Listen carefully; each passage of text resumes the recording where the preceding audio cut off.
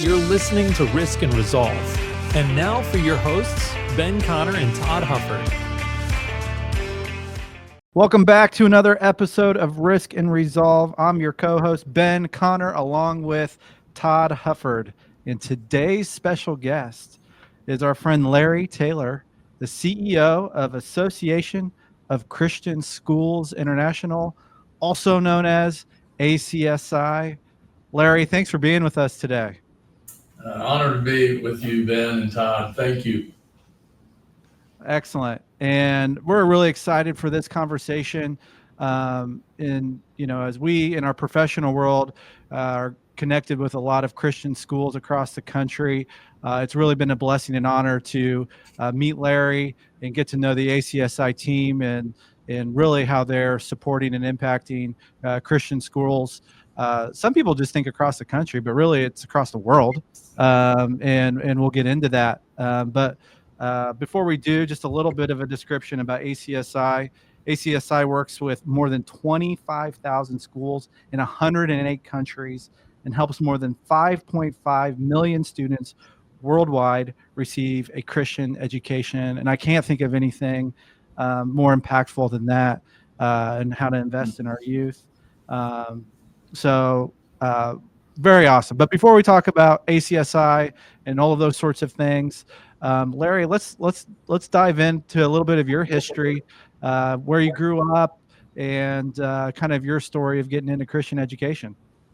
Yeah, Ben, thank you. And thank you, by the way, for your investment and support of Christian education. I know you have a history personally and now professionally.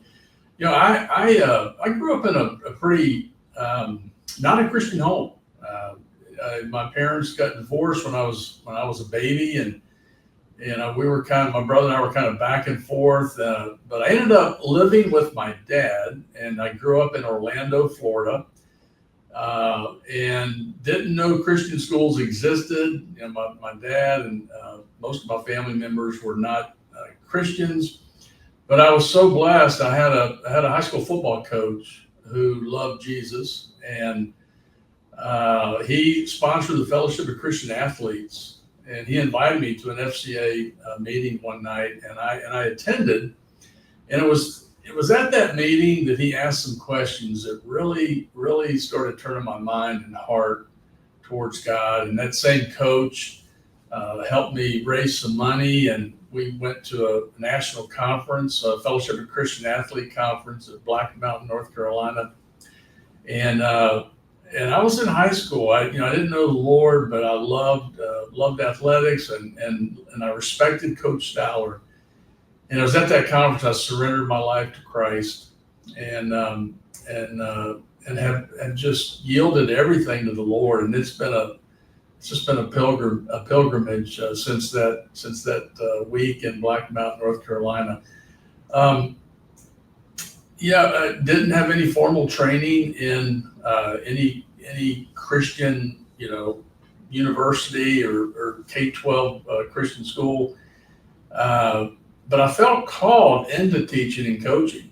In fact, I was attending University of Central Florida, and I missed football, and so I went. I visited my old school and asked my coach if I could volunteer and just coach. And that's how everything started. I was, attending UCF and volunteer coaching, and one thing led to another. But the biggest thing, one of the most formative things in my life that took place was a clear call into teaching and coaching. And I thought it would be forever in the public school, like my coach Stowler, and that's where I started.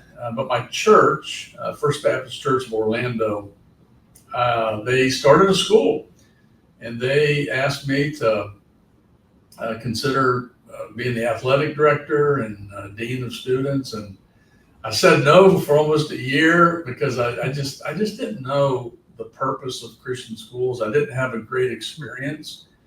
I was a science teacher and a football, basketball coach, and competed against Christian schools in the Orlando area, scholastically, athletically. And I didn't have a great experience. And I didn't know that there were some incredible Christian schools all over the world. My experience was real limited. So I told my pastor, no, but I kept praying. And long story short, the Lord just gave me a strong conviction and an appetite, a desire to develop, being a part of developing biblically based worldview training centers, and that's what got me excited. And so I ended up going to the First Academy. Spent 12 years in Orlando at the First Academy. And when you're at a startup Christian school, you do everything. I mean, I was teacher, coach, dean, athletic director, but as the school grew, went into administration, and then ended up being called to Dallas, Prestonwood Christian Academy. Mm-hmm. And so the last over 20 years, I was at Prestonwood Christian Academy here in Dallas, and last 5 years with ACSI. So it's been an incredible journey, and I just thank God for His provision and clear call into Christ-centered education.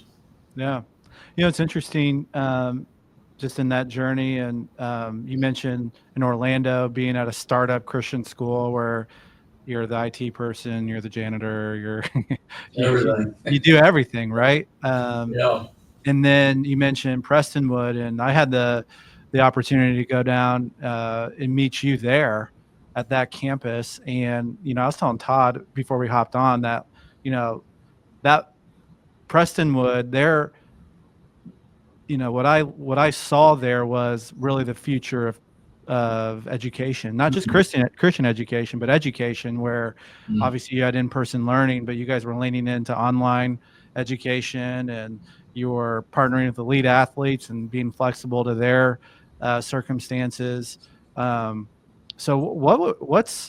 that's a huge aperture, right? Of A to Z, maybe not quite A to Z, but it kind of gives a good swath of kind of the Christian schools that you connect with on a daily, weekly basis.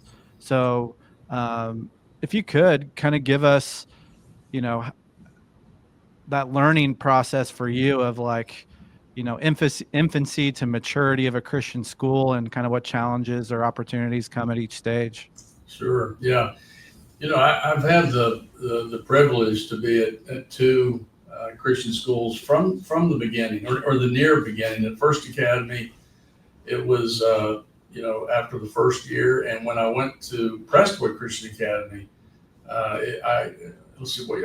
I came in year 2 of Prestonwood Christian Academy, and I would say both very similar. Very similar as far as challenges, opportunities. Both were ministries of solid church. A big church, but more than the size of the church, just a real solid teaching.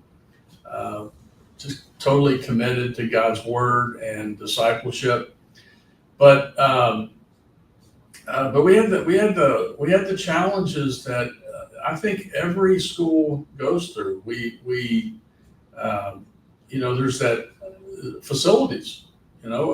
Fortunately, at both churches, we had church facilities, but that's not school facility. I mean, at a certain point, especially when you hit high school, it's not a school facility, and so we had that same challenge. We had challenges, and I think this is a good problem. And I think this is what a lot of Christian schools are experiencing in the United States right now. We had growth. We had growth at First Academy. We had rapid growth at Prestonwood, and we had to make some really big decisions after going through the strategic planning, a lot of prayer. But we just sensed, demographically in the North Dallas area, things were taken off. local population growth, and again, church growth. And so we prayerfully entered during my 20 years, the first 5 to 8 years, just some really significant strategic planning, because we didn't want to build and I think a lot of Christian schools make this mistake. We didn't want to build a school just on emotion. We wanted there to be quality control parameters. And I mean, for example, we adopted early on, I think like in the first or second year at Prestonwood, 9 quality control parameters, and parameters that would hold us accountable to not compromise in the areas of Christ-centered philosophy. I mean, that was at the core, that was the most important thing, that we wanted to make sure that we remain focused on biblically based discipleship. But then other quality control parameters. We wanted to make sure that our faculty, that we paid our faculty a fair wage. And as you guys know, usually 70-80% of a school budget is personnel. And so if you're getting 95 to 100% of your hard income from tuition, and you want to pay your teachers a competitive wage, then that's a big decision, because that means tuition is going to go up. But we didn't want to be an economic elitist Christian school. We could have very easily just kept increasing tuition and not really care about pricing out even some of our church members. So one of our quality control parameters is we had a strong commitment on tuition assistance, just socioeconomic diversity. And I'm so pleased that our board and our pastor, all of us, were very committed to that. And so those quality control parameters, I think, really helped us. They were guardrails to financial modeling that was, I think, very committed to biblically based stewardship, and held us accountable to making sure that we built the school, as we grew, that we built the school on a very balanced trajectory that remained committed to the main thing, Christ-centered education. But under the hood, if you looked under our hood, we were building a school based on what we felt were just those quality control parameters: strong foundation, strong business model, a strong funding model. It stretched every ligament in my body trying to raise money to build buildings and for tuition assistance. But when you're building schools, I mean, just building schools didn't really excite me, but building people did. And when we had a chance to raise money to build a building, or for our Sponsor a Child program, it wasn't as hard for me, because I knew that it was going for children and families. And so, both schools I've been a part of, and now I get to just rub shoulders with very like-minded, very similar situations around the world, people who are building schools, and I can relate to them. I can understand, what they're going through and the challenges they're going through and the opportunities they have. But just an incredible 20 years at Prestonwood, where I learned. I made every mistake you can make, and I learned along the way. But I look back, and it was just an incredible experience. Yeah, it also seems that with the appropriate planning ahead of time, that maybe allowed you, and you said guardrails, so it allowed you to kind of keep the main thing, and not necessarily overcomplicate the vastness of building a school. So, if you could give us a little insight to just ACSI and maybe a little brief history of ACSI, but kind of what you guys are focused on today. Yeah, we're excited. You know, we're just a couple years away from celebrating 50 years, 50-year anniversary. We have a team together, a project team together, just planning out that 50th anniversary. So it's really fresh on my mind, even as I speak right now. Just the ideas. We're excited about celebrating 50 years. Right now, ACSI, as you said in the introduction, we serve a little over 25,000 schools around the world, and that's growing. I'm so excited. About 5 years ago, we adopted just a fresh. We didn't change the vision, but just really elevated the I part of ACSI, the international part, the global part.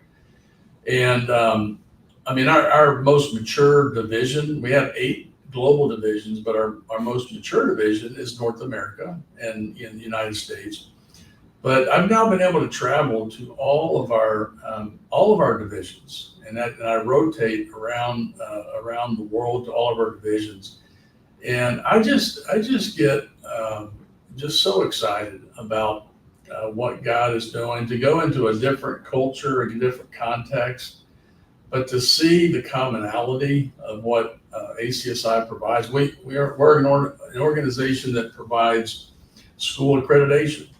We certify teachers, and that certified teachers is a pretty distinct type of training, because we do require everything that you would think a teacher, like a public school teacher who gets certified through the state, everything that you would think that qualifies a teacher, yes, but we also require biblical literacy, biblical worldview training. And so we do a lot of profession to that. And I think that's probably the reason why we have over 25,000 schools. Most of those schools are not necessarily due paying members, but they use our services, which is fine. I mean, our heartbeat is just to provide to any other association, schools that aren't even part of an association. So we provide a lot of professional development, preschool through 12th grade. Just everything, all the basics of how to be a teacher of excellence, how to be a school leader of excellence within the context of a Christian educator, not just any educator, but a Christian educator. It's exciting. We adopted Vision 2030, and we have Vision 2030 was about an 18-month process of our board, past board members, practitioners that are in the field, of course, staff. And for 18 months, we had critical conversations and a lot of prayer. And we adopted 4 growth initiatives. And those are the 4 initiatives that, we think and pray that by the year 2030, these 4 growth initiatives are really what we want to focus on. And we think that these initiatives really will be setting us up for 2050. Now, I know, people might think 2050, that's a long time. But every baby that's born today will be 25 years old in 2050. That's exactly, that's a generation. And if we have time, I'll tell you how our director of Africa is applying that, because he's leading the charge right now on Vision 2050. But Vision 2030, our 4 growth initiatives, One is new fields of ministry, and there's two or three initiatives that we're focusing on. One is we're identifying what we call kingdom education deserts in this growth area. Where in the world, and you can just think where in the United States, where will do children not have access to Christ-centered education? And how can we get access? It's like ministries that are providing, water. How can we provide water? How can we provide food? Well, and certainly all that's important. And our heart is, how can we provide Christ-centered education? So new fields of ministry. The second growth initiative is educational resources. As you guys know, there's just been a paradigm shift in all of education for the last 20 years, but it's really accelerated the last 10 years. And in the last couple years, AI has caused even another acceleration in this paradigm shift. We're embracing that. In fact, we think through digital resources and specifically AI, that we're going to be able to exponentially increase access to kingdom education for students, increase access for professional development, for teachers all over the world. We have projects going on right now. Part of our Vision 2030 educational resources is we're raising money and investing into digital resources and AI so that hundreds and thousands of different languages, that we can translate our professional development into different languages. We can translate our textbooks, just you name any digital resource we have. We're on the cusp of making that accessible, opening the door to doors that we haven't had in the last 15 or 20 years. So that's really one of the most exciting initiatives we have of Vision 2030 is how can we use, we're building an IT global platform. ACSI's never had a common platform, a common database. So we're investing a lot of time into just a state-of-the-art, basic but state-of-the-art IT global platform that will connect all of our divisions. It'll be the infrastructure that we need to provide accessibility to these digital resources. The third initiative of Vision 2030, missional alliances. We strong conviction. We just felt the Lord telling us, ACSI, you can't do this all on your own. We felt the Lord saying, hey, I have other organizations that are doing X, Y, Z, and I'm gonna lead you to those organizations because you guys need to work together. And it's been exciting. Organizations like the Colson Center for Christian Worldview. John Stonestreet and his team, what a blessing it's been the last 2 years to provide the Rooted Summit. It's a worldview training conference. We just had it here in Dallas, had over 500 educators attend. Awesome. ACSI can produce worldview material, but so can the Colson Center. So we're intersecting with them, and we're intersecting with the American Association of Christian Counselors, the largest Christian counselors organization in the world. And man, do our schools need lay level and certification level and professional level training on anything dealing with well-being and mental health. So that is a missional alliance that is just huge. So this is exciting. We're prayerfully entering partnerships and alliances where we're both of the organizations, whoever we're partnering with, leveraging each other's resources and extending our reach to touch people. For us, we stay mission focused and carefully, prayerfully look for those alliances that just will extend. The fourth initiative, the fourth of four initiatives of Vision 2030 is the teacher and leader pipeline. There is a massive shortage of teachers and leaders, not just in the United States. This is happening all over the world. There's only a couple places in the world, a couple countries, only less than 5 countries in the world that have an abundance of educators. Everyone else, there's a shortage, and so we're doing some work right now with universities. We're bringing universities together. We're bringing even different networks, business networks. We have to address this issue. We're building out opportunities for second career, people who want to transition from a career. Maybe they've retired in one career, but they still have 10, 15, 20 years to.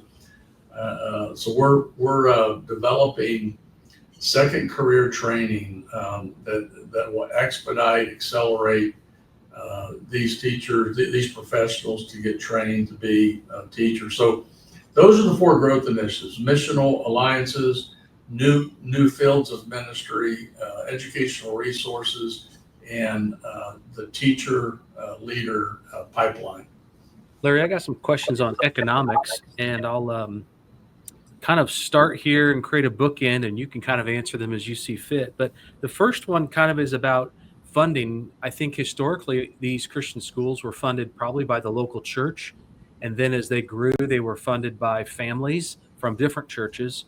But what I'd like to hear from you is kind of a survey of what's happening across the U.S. as it relates to government funding. Call it choice, call it voucher. I'm sure it's called something different in every state. So talk about that, and then maybe weave your way around back to the online, in the sense that so much of this cost is tied up in physical structures, bricks and sticks, as well as people. You mentioned the staff. And when I looked at the rough numbers of 25,000 schools, 5.5 million students, that's an average of 220 students per school.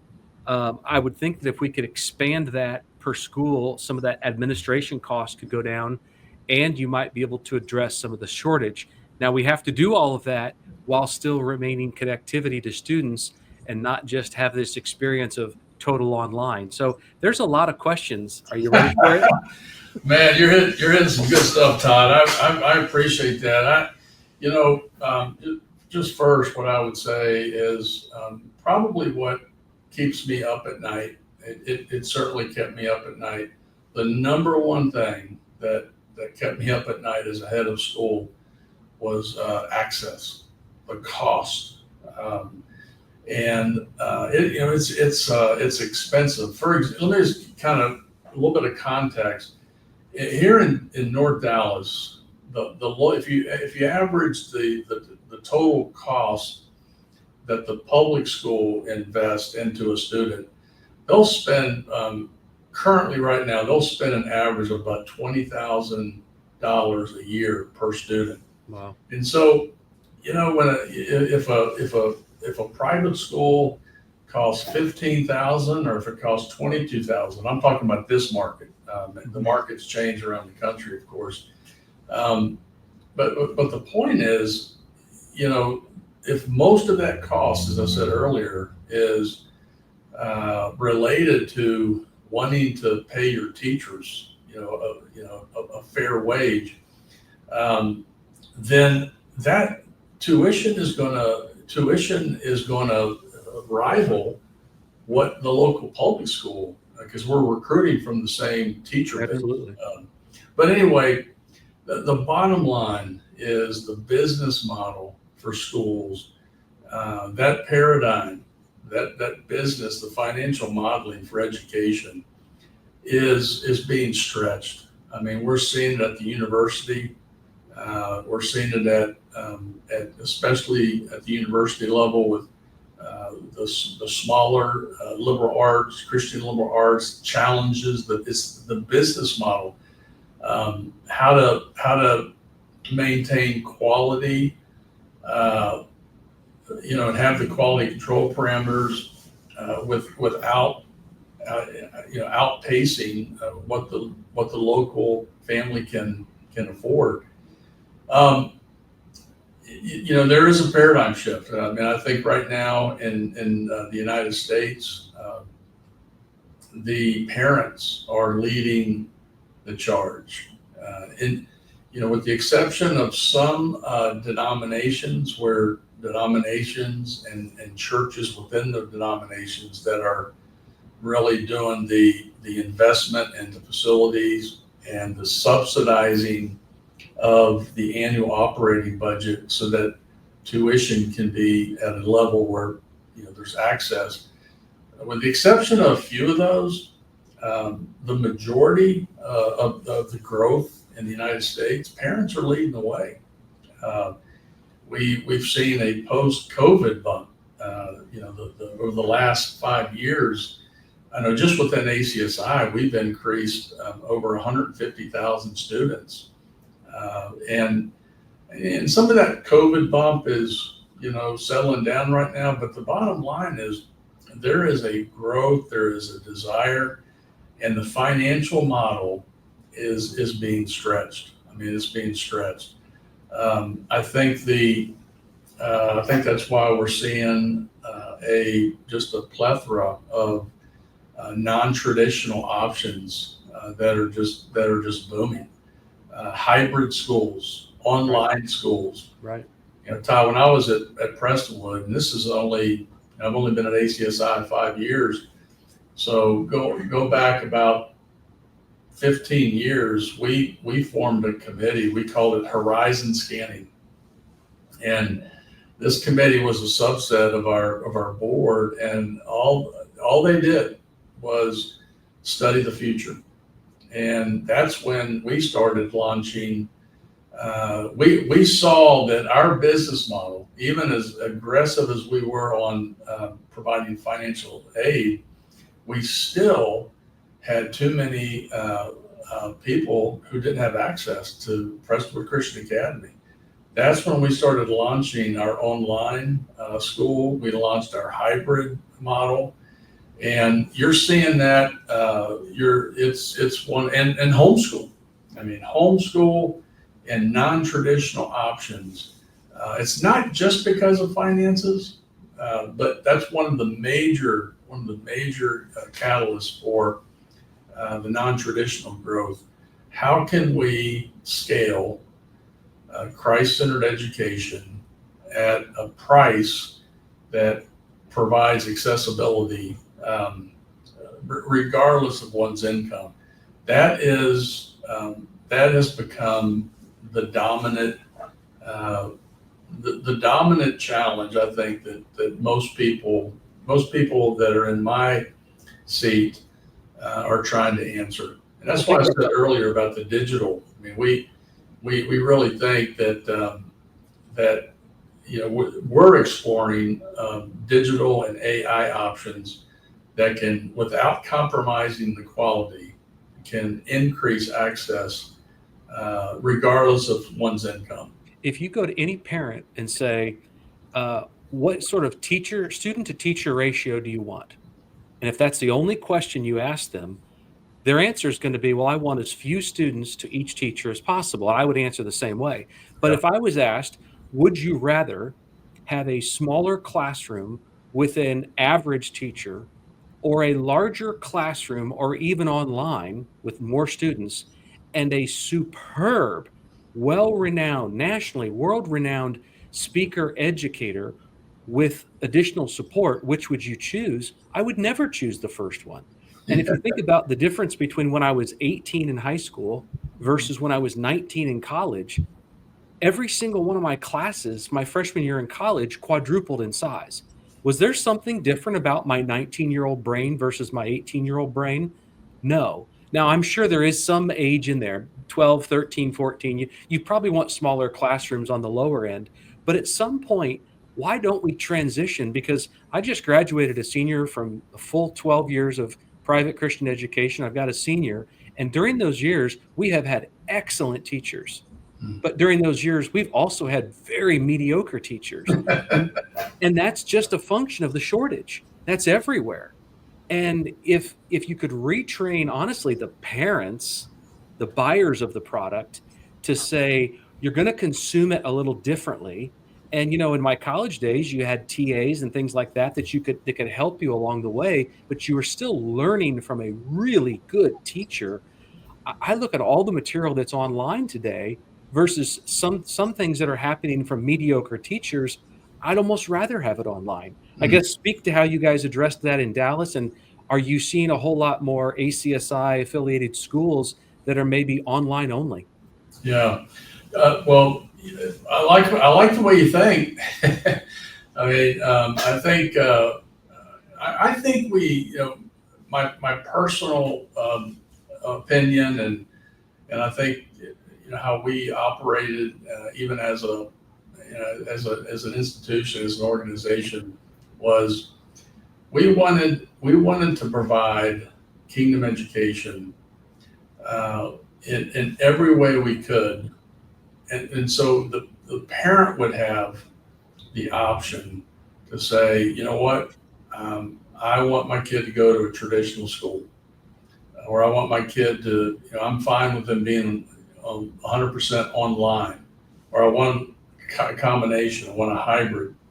And so what we're seeing right now, not to sound too businessy here, but the market is demanding all. I would say more growth in the non-traditional. And again, it's not just because of finances. I think a lot of it is because we have digital natives now among us. Like you said, I mean, your kids, you graduated a traditional, 12 years of a traditional school, but things are changing, and the market is wide open right now. Homeschool, online school, all the different options. So my point is, I don't think we can say today, if I said, what's the future? I think it's all the above.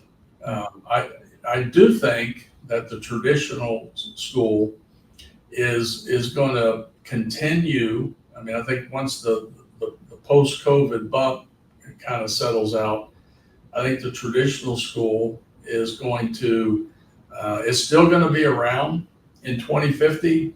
I think it's going to probably fewer students in a traditional school, more in non-traditional. You mentioned school choice. School choice is a game changer.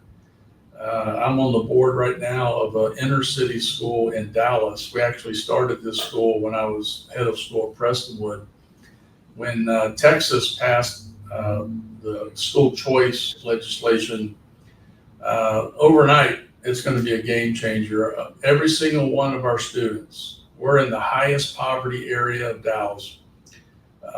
Every single one of those kids they're going to qualify for $10,000 school choice tax credit, and that's a game changer. So we're seeing this. I mean, just rapid approval in the United States of school choice options, and we're also seeing, if I could just say to my public school friends, we're also seeing empirical data, especially out of the state of Florida, who's had school choice for over 35 years now.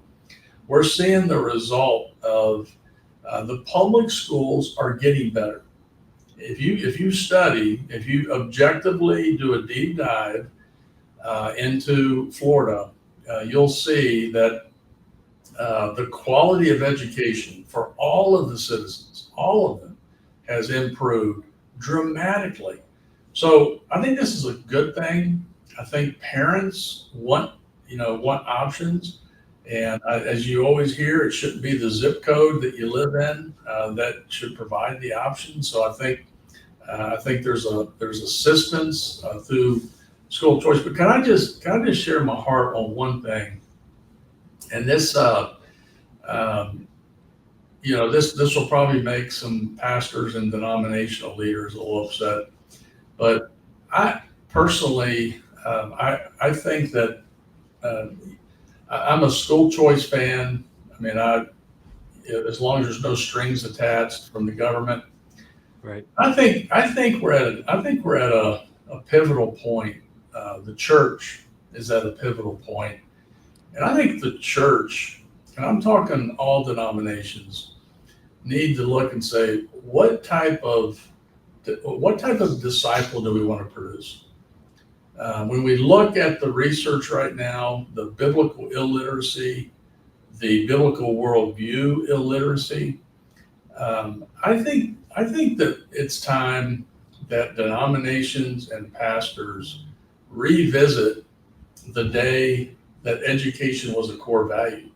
Just my denomination, for example, Southern Baptist denomination, there was a time when education was so important that they built over 50 universities, and they subsidized those universities, and they made sure that Christian thinking and discipleship was a core value. And the business model followed that philosophical position. It didn't matter what kind of money you had, they would provide the subsidy. And some of our states, my denomination still subsidizes some of those universities. So I think my denomination, our denominations, we need to really prayerfully enter, I think, the opportunity of how can we look at my church? How can we look at the thousands of churches where the facility sits vacant 70% of the week? How can we provide some form of education, whether it's a traditional, hybrid, whatever? How can we look at our children and our students and provide a high quality education? And if that's what God wants us to do, to me, the Great Commission is not an option, and the Great Commission doesn't stop with a salvation experience. As Francis Schaeffer talked about, that's just the beginning. The discipleship of the mind. If that is the discipleship of the mind, if that's a high priority, then I think a business model should follow that. And I think that ultimately, regardless of a school choice money from the government, I think our churches should take care of their own. And that's my sermon for the day. Yeah. So, I think what's interesting is you mentioned even one of your key pillars is basically missional partners. I probably didn't say it exactly right, but it's around that idea of coming together and leveraging unique strengths where, unfortunately, what we see is trends in the church or Christian circles anyway is, well, we can't get along and agree on this one minor thing, so we're going to split up and do things separately. So I think your vision around that and coming together is maybe different than what we traditionally experience. Not all the time, but just as you look back in history. But you're saying the same thing here around in a local area is, we are in the education of children business. Some of us do it on the weekends. The others of us do it during the weeks. So how do we maximize that? Why do you think that would ruffle pastors' feathers to talk in that instance? It's interesting, Ben. I've been really involved, not just in my denomination, but really involved into the ruffling of feathers. Why does it ruffle feathers? And I think there's some depends on who you talk to. I think there's a pretty significant segment of Christians who think that they should not leave the public school, and to be the salt and the light. I do think that biblical reasoning is out of context. In other words, that philosophical stance of being the salt and light, putting your kindergartner.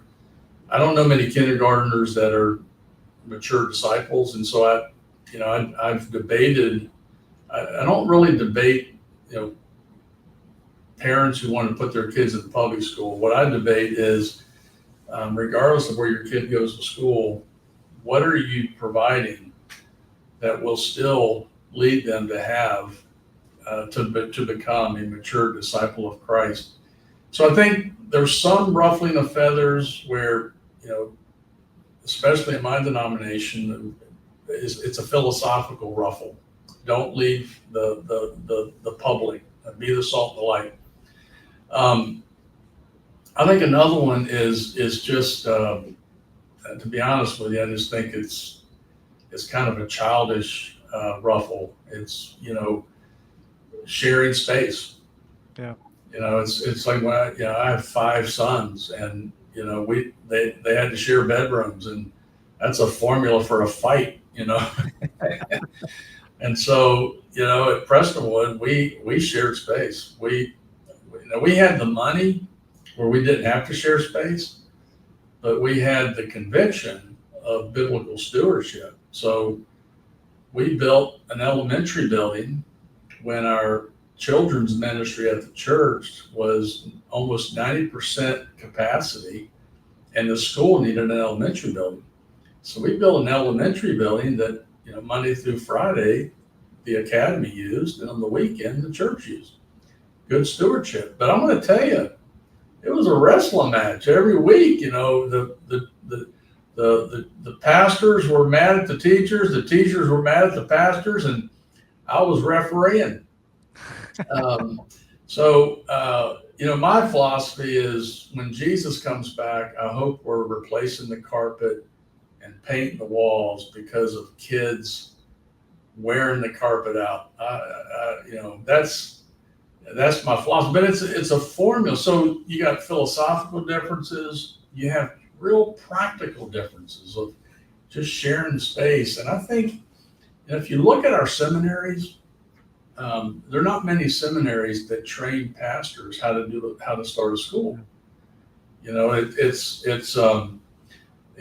I go through my training, theological training at seminary, and we've created this box that every church has a choir, every church has a children's ministry and a youth ministry. And if you look at most churches, they all have about the same thing. That's great, but rarely do seminaries train any pastor on how to start a school. Schools are just a different animal.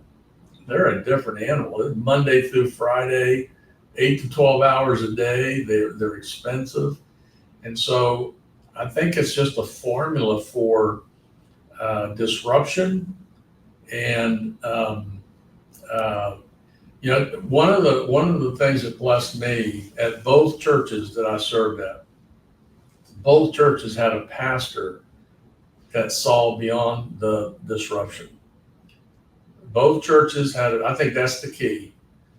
Jim Henry, when I was at First Academy, and Jack Graham, when I was at Prestonwood, both of those pastors said, yep, it's a pain to share space, but you know what? I want that kid discipled.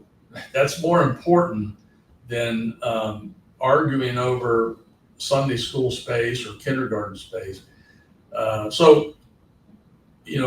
When a pastor's excited about it, I think that paves the way to the ultimate, which is good stewardship of facilities, and hopefully providing tuition assistance for that child, for those children to have access. I don't think we're there. I think I could introduce you to certain churches that are really tackling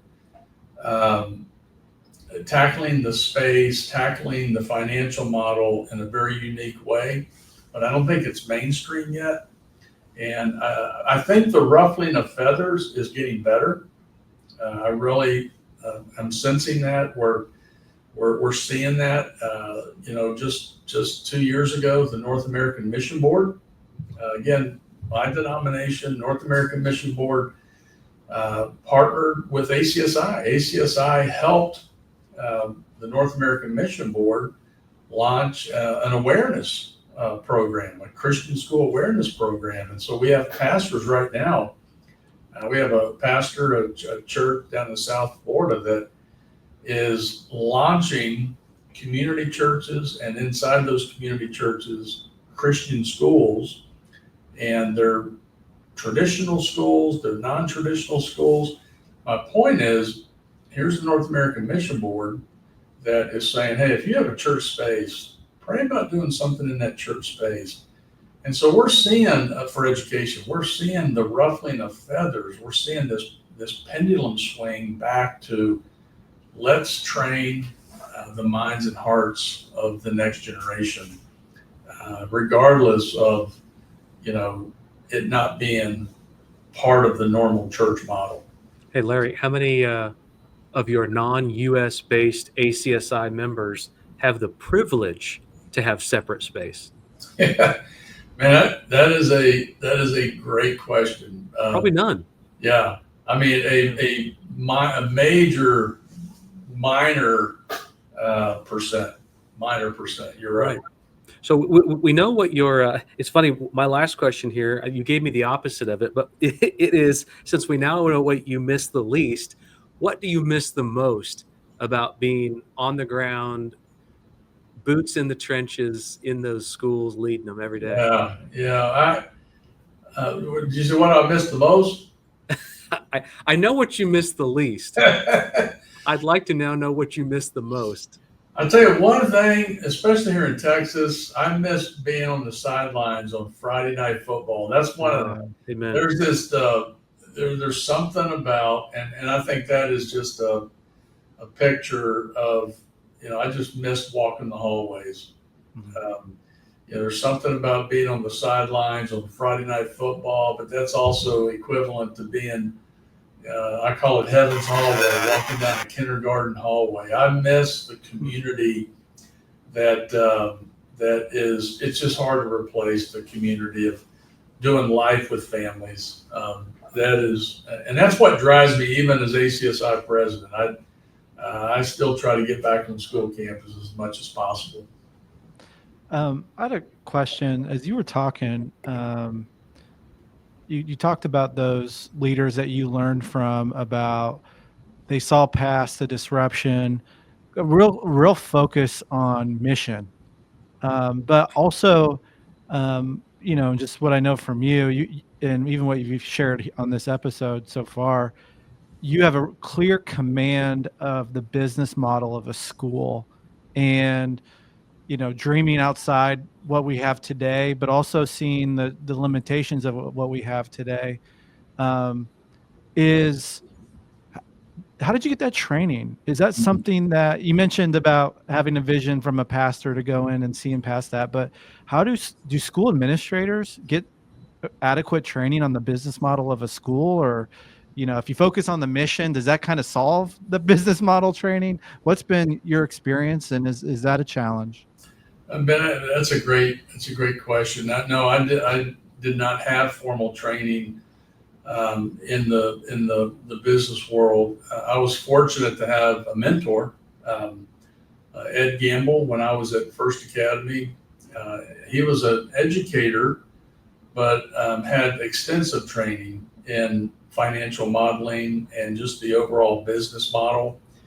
When I started my first middle school principal, high school principal, I did not have an appreciation for that other side of the school.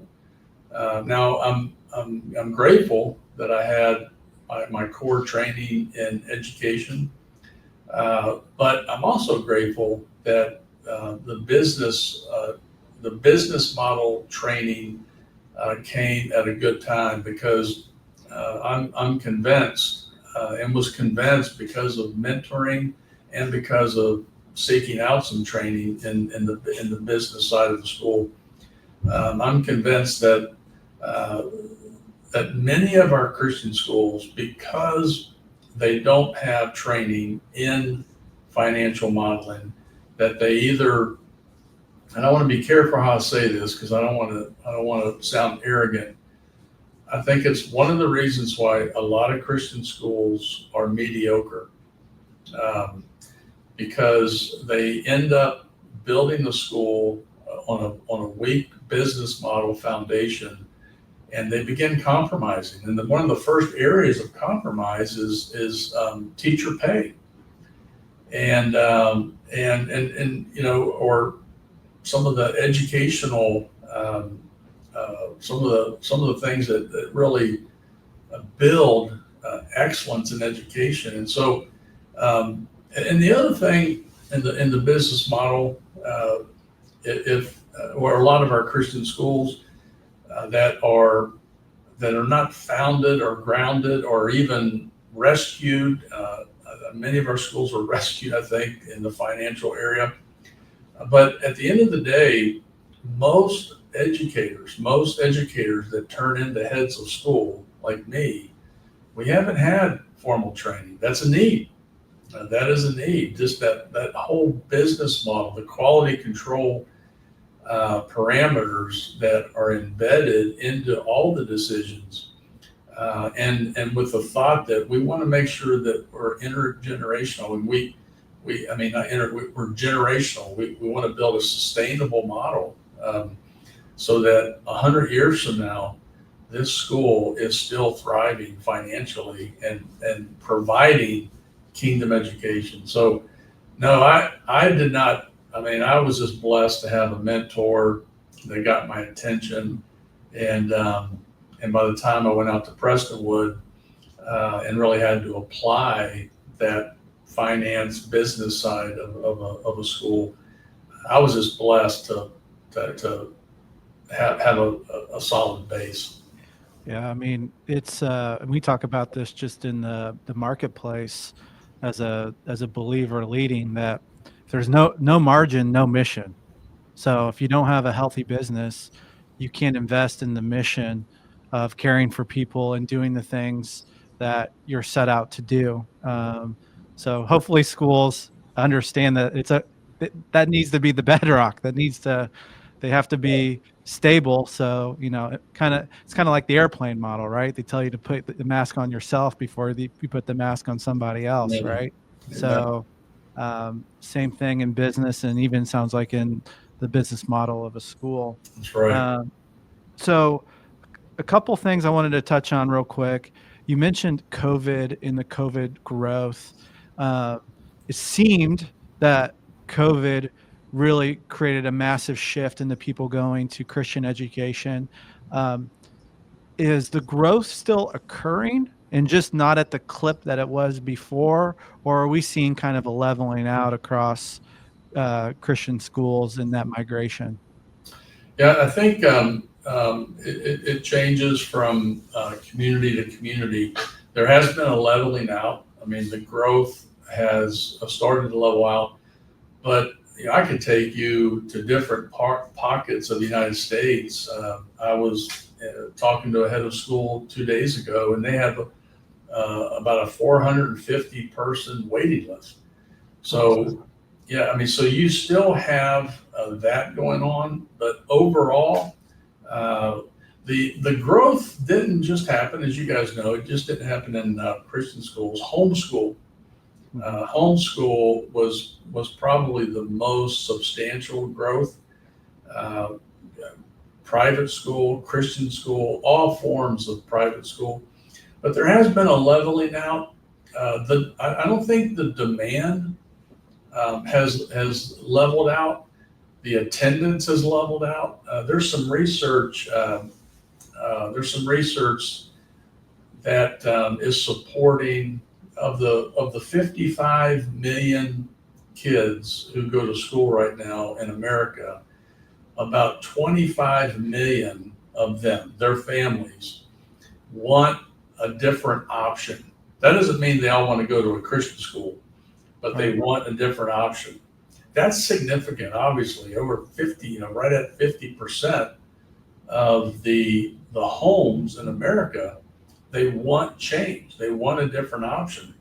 And so I think there's still this really, really strong growing demand, but for many reasons, and as we talked about earlier, mainly finance, the leveling out of Christian education is taking place. Yeah, and some of the COVID bumps, some of our schools, not just Christian schools. In fact, National Association of Independent Schools, they've seen a little over 50%, right at 50% of their enrollment start to level off and decline. So we're seeing some of the schools not just stop growing, some of them, their enrollment is going back to pre-COVID numbers.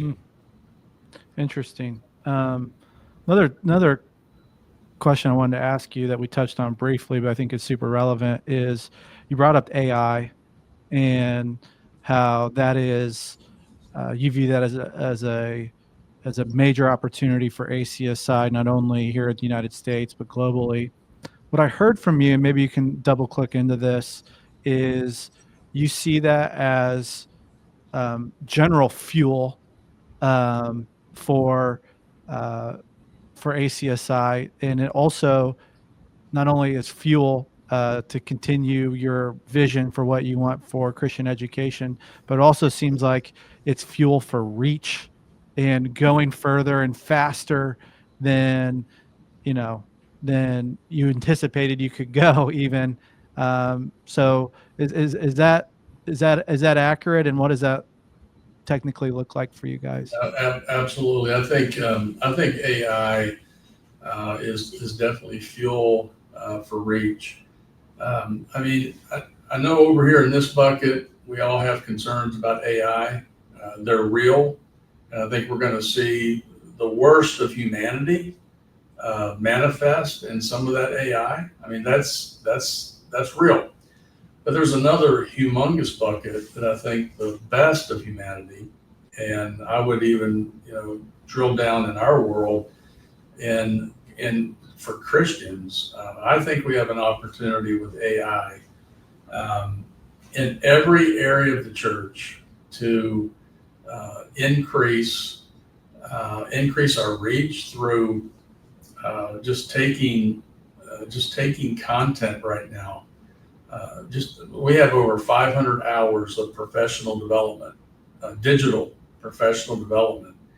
With AI, we're going to be able to very quickly turn that into so many different languages. Now, it's not that easy. I mean, we still have cultural context that we have to add, but the reach, because of AI, so you have the exponential increase. I was just over in Africa, and there is just an explosion of Christian schools in Africa, churches embracing starting schools. And we think AI is, even getting back to what where Todd was heading earlier, we think AI, just the teacher's assistant through an AI, is going to allow us to do school less expensive and increase access. But there's another factor of AI that I'm excited about as a dad, as a grandfather, not just in the increased access factor. It's training AI engines. For example, the AI engine that we're building right now, we are focusing on like the Socratic method. We are looking at AI product that will help parents, will help teachers develop the mind by asking questions that'll take them deeper into God's Word. AI products that will help diagnose, just algorithms that'll help diagnose where a church member, where a teacher, where a student is in their biblical literacy and their biblical worldview, just by the questions they ask. there's so many things. I tell you, one exciting, I don't know if you know what's going on at Biola right now, the AI Biola lab at Biola University. Wow. Unbelievable. Some of the most exciting, kingdom-minded, AI-driven products that we now it can become a reality. Some of the things that Wycliffe Bible translation. I mean, the way that they've used AI the last 5 to 6 years, it has increased their translation of the Bible all over the world, the time that it takes to translate the Bible. I just think AI has the opportunity to have an impact in my world, especially in the Christian school world, but I think even for the whole kingdom. I really do. Yeah. Well, parlay AI to Vision 2050, and if you could share just some of the things that you guys are working on and things that are going to be, the charge for ACSI as you guys pursue 2050. Yeah, I think we're doing, I guess, two main things. One, we're building the infrastructure that everything's going to sit on. Right. And what I mean by that is the technology infrastructure, the training infrastructure. We Africa, for example, we're zeroing in on some of our divisions.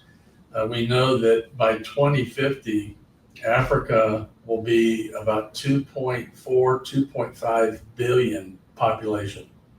It'll be the most populated continent in the world, and the average age by 2050, the average age, the amount, I can't remember the exact percent, but the majority of the citizens in all 54 countries will be under 35 years old. And so we're not just looking at all of our divisions and saying, okay, let's do the same thing for every division. I mean, we are doing that. We're actually taking a step back and saying, God, where are you moving right now, and where do you want us to just even have a more specialized plan? Africa is one of those specialized plans where we're raising money just to invest into Africa because of what's happening in Africa. East Asia, and I can't share everything because it's we have brothers and sisters right now that are a major part of the China church and Christian school growth, but that's another area that we are introducing to donors. We need extra funds invested. We have specialized training right now. We're looking at some of the areas around the world. China is a pilot program right now where we think that someday there's going to be change. And so we are investing heavily into training teachers.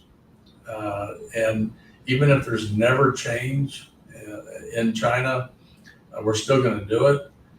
But we're investing into training teachers because some of those teachers someday are going to be school leaders.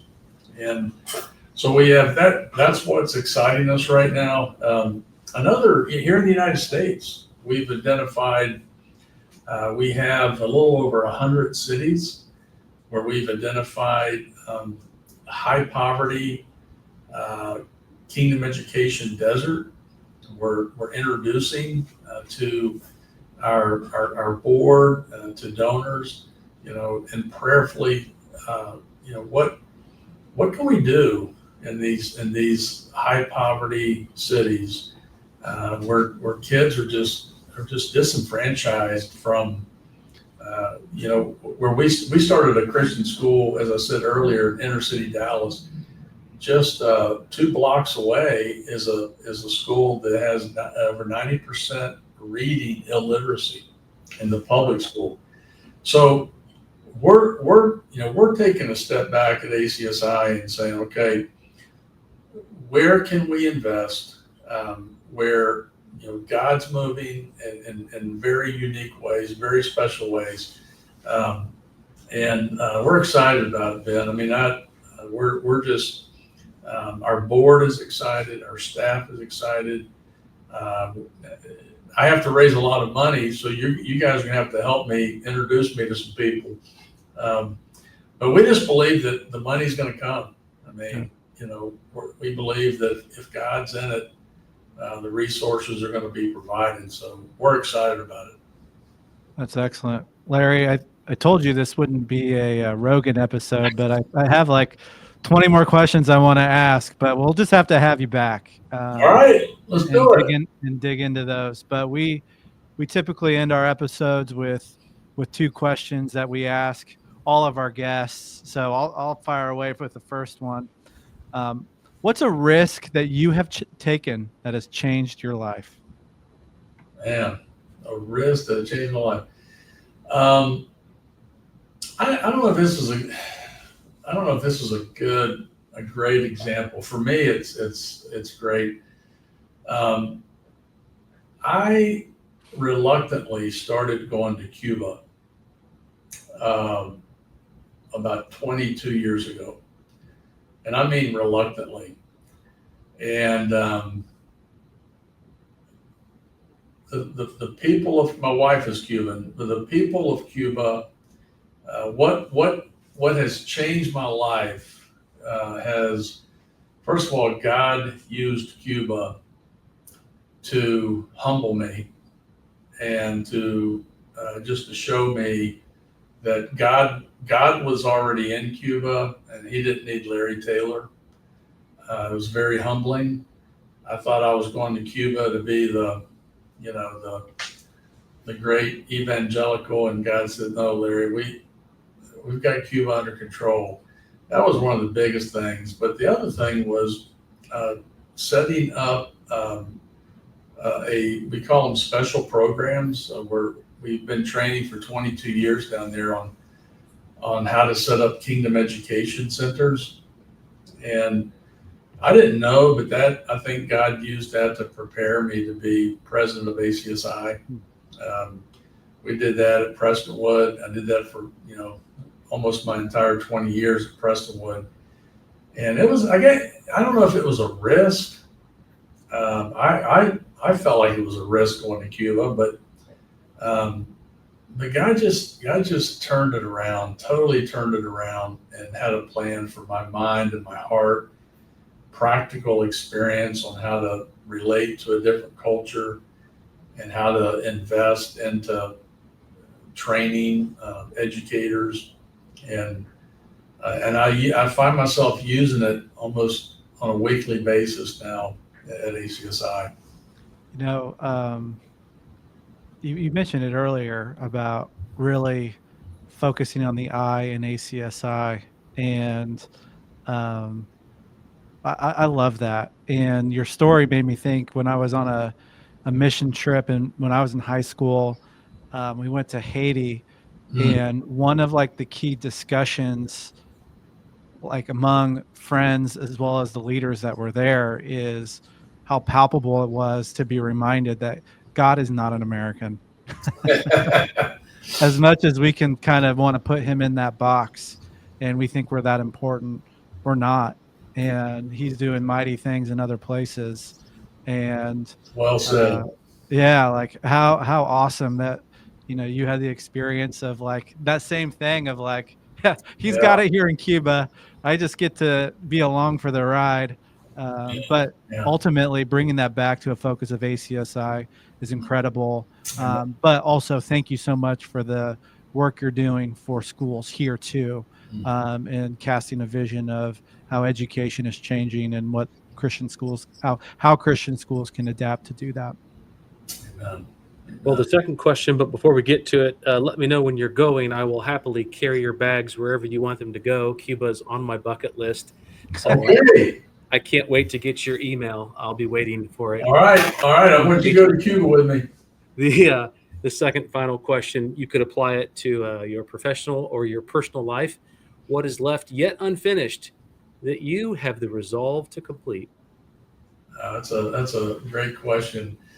I think personally, my wife and I, tomorrow, we celebrate 40 years of marriage. Congratulations. And thank you. And we've entered a season of grandkids.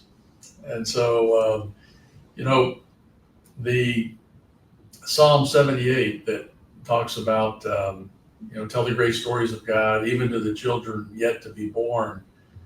Well, we've entered a season where the children that are yet to be born are being born. So I've really been just praying, how can I invest into my grandkids?